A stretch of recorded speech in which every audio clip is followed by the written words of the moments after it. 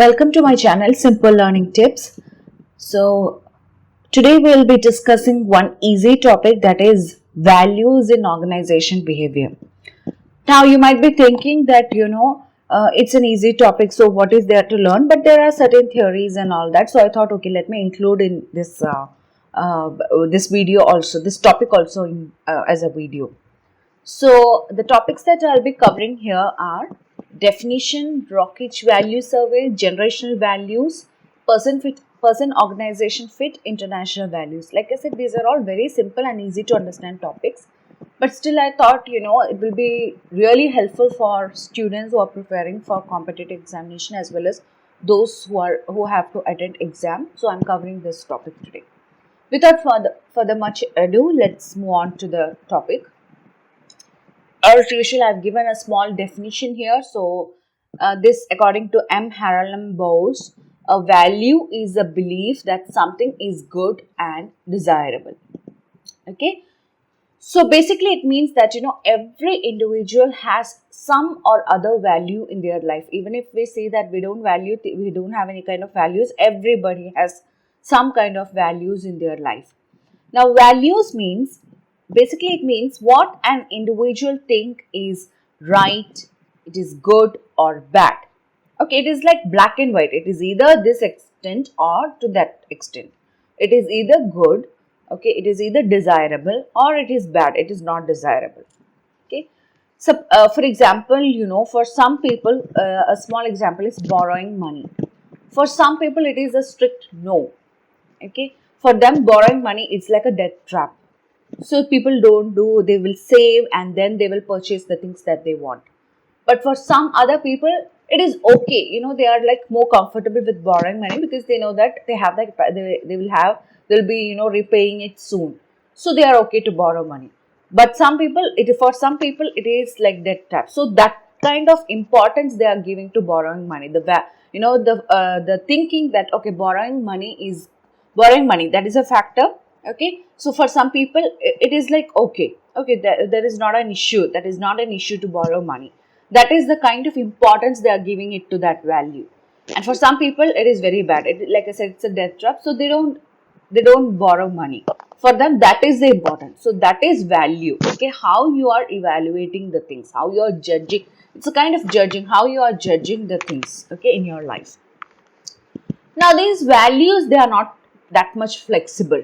Okay, they are kind of stable, and these values we might have developed or we might have heard from our parents, from our teachers, from the society we have grown up. So when from childhood itself, this values has been molded in us. Okay, so we assume whatever we feel is correct or bad. Okay, and how you might think that how it is helpful in an organization. It is very important from an organization point of view. Okay, like let's say you are a person with certain values. Like let's say you give importance to hard work and you give importance to family life. So you want to be in a profession where you have that kind of timings and you have flexible timings, and through hard work you're getting your promotion and all that. So with that expectation, that is your value. Okay, you give importance to that. With that expectation, you are entering in an organization. What will suppose in that organization, promotion is given to those people who sit late, and they preferred late sitting people are considered as hardworking people, and also there are a lot of bribing is there. All these things are, so it's a contradiction to your value, which you think that these things are bad. Okay, so you feel job dissatisfaction. That is how value is important in an organization. When there is a contradiction of your value and the organization's value, job dissatisfaction can happen. Okay.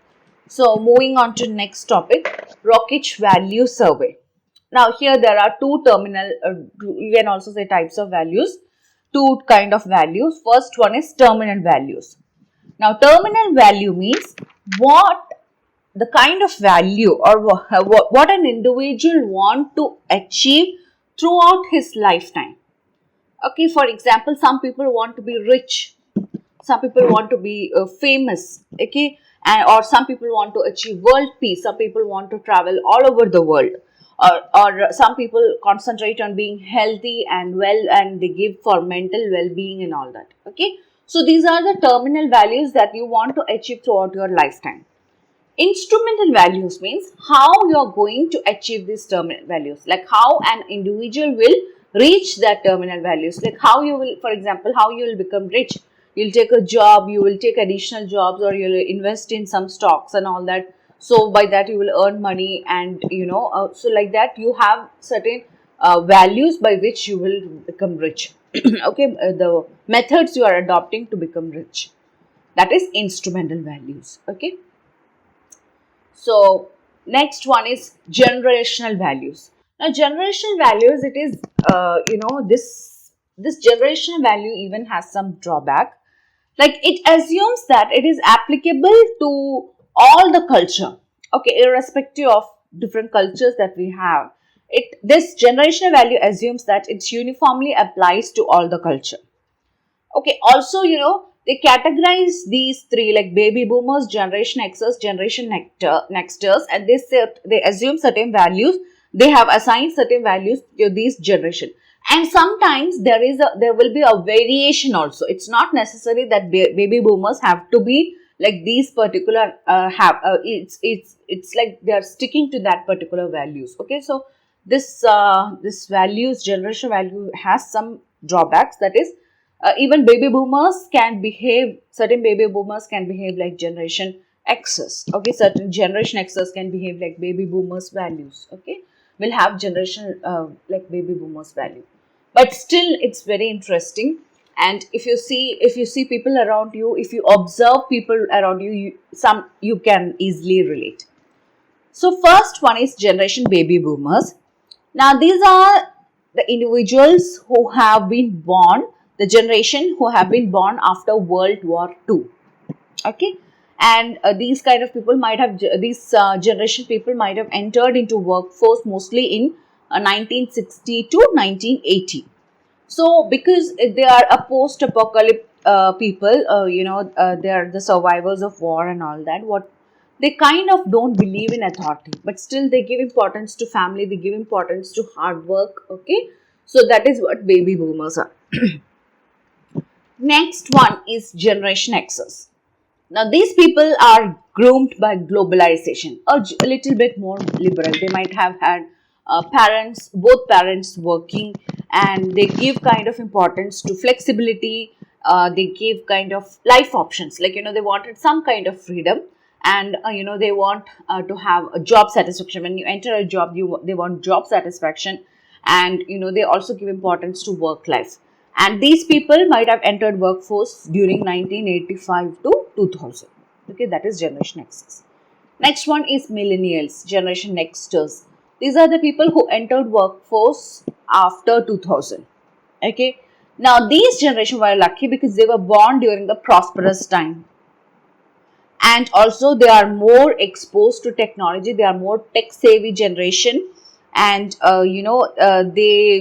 these kind of people, they give importance to freedom in life, financial freedom, like, these concepts like retire early. Okay, also they give meaning to work. Okay, it's not that they want only job satisfaction, they want some kind of meaning. Okay, worth of the work that they are doing. They are kind of entrepreneurial. They wanted to be rich.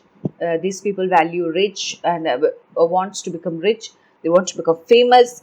Okay, so these are all the characters of millennials or generation values that they focus on, generation nexters or millennials. That is why I'm saying that these generation values, it has drawback. It is not necessary, you cannot force some people into these values, but that is how this particular theory has been developed. Okay, so I hope it is clear. Moving on to next, John Holland's personality job fit theory. Okay, now here he has defined certain personality. Now this means that there are 6 personality types, and these and this defines, and this depends on how well individual match their personalities to a job. That is what this personality job fit theory. How much these, personalities will match to their job that they are having. Okay. So, without, let's move on to the topic. First one, realistic. Okay, a person who is realistic, of course, he will give importance to, realistic, like he will give importance to evidence, and he prefers more order, not chaotic, and he kinds of give importance to, strength and coordination. Mostly he gives importance to physical activities. And their personality characteristics is they will be, genuine, and they are stable. They are very practical kind of people. Okay, so the jobs that they can choose are like, assembly line worker, because it's an organized work, farmer, or mechanic kind of job. This is just, Holland's concept of personality and how it can be related to the job, what kind of job these personalities can take. Okay, next one is investigate. Now, people whose personality are kind of, investigative, they are more analytic, they are more curious, independent. So they can be, they they can have the profession. Okay, that means those who give importance, they have their personality, so they will be giving importance to these values. And those who have this value, they can choose profession like, news reporters, economist, mathematician, like that. Next one, social. Now, social means they're very, friendly, cooperative, understanding. They're basically kind of social butterfly. Now, these people can be teacher, counselor, psychologist, a social worker. Now, conventional. Conventional people means they give importance to rules, and they want, again, orderly activities, like that. So these people are efficient. Okay, their personality type is they're efficient, but they are not that much imaginative, and they are not kind of flexible, because they want, they give importance to rules.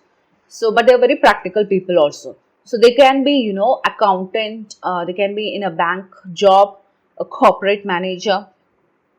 Next one is enterprising. Enterprising means they are more, oral activities. They prefer more, they're more kind of an orator kind of people. And they have this opportunity to, influence others, and they kind of they kind of achieve power also. So these people are more self-confident, they are more energetic, they are more ambitious.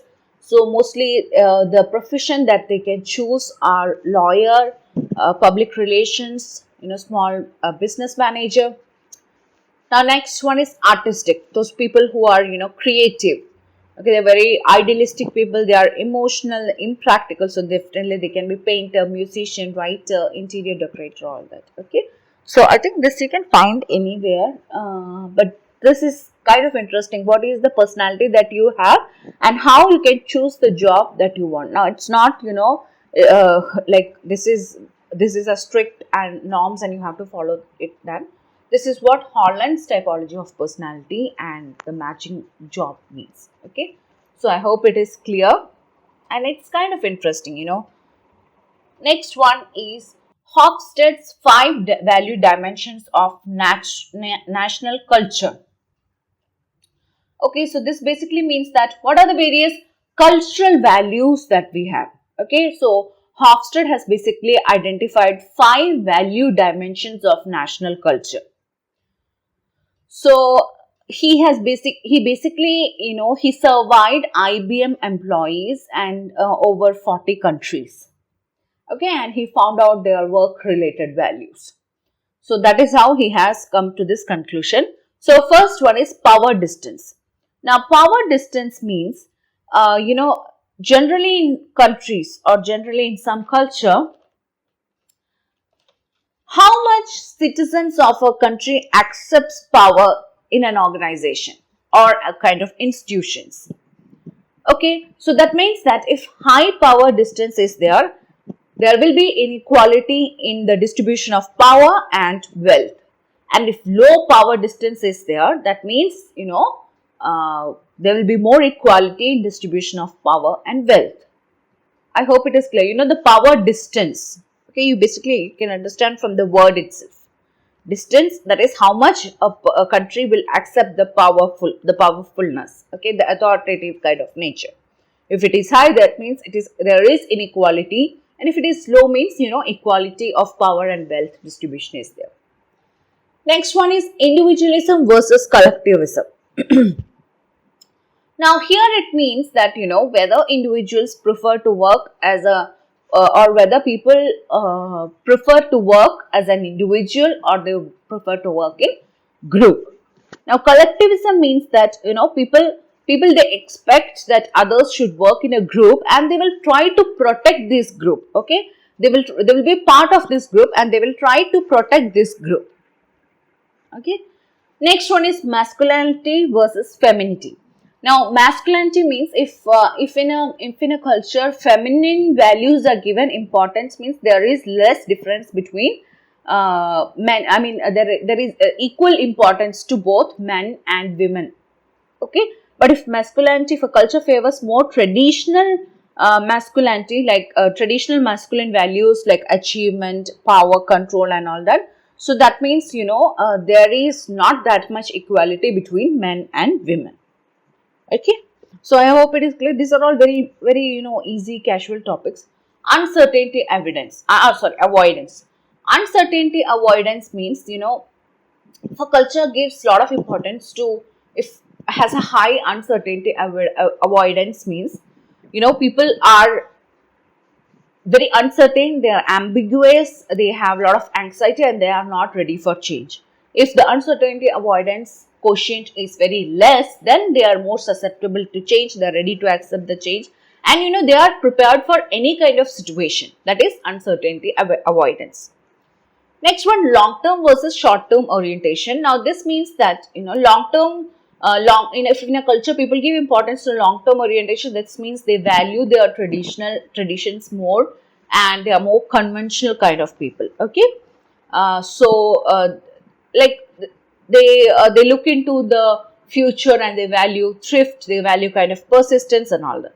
Now short-term orientation means like they are here and they are now, and they are more there will be less commitment and they are more susceptible to change. These people change on a regular basis, so that is short term orientation.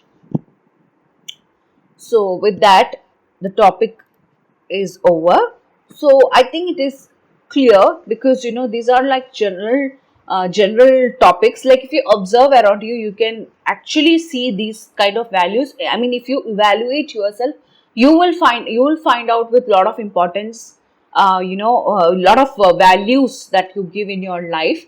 Okay, so it is very interesting concept. Please try to observe it in your daily life and you will understand a lot of things, and you will understand why certain people behave in a way and will have peace of mind. Okay, so if you like this video, please like, share and subscribe to this channel, and please leave your valuable comments. Also please do mention if any other specific topic. I have almost covered each and every topics. If you want any other topics also, please let me know in the comment section below. Thank you for watching this video and stay tuned for more videos like this. Thank you.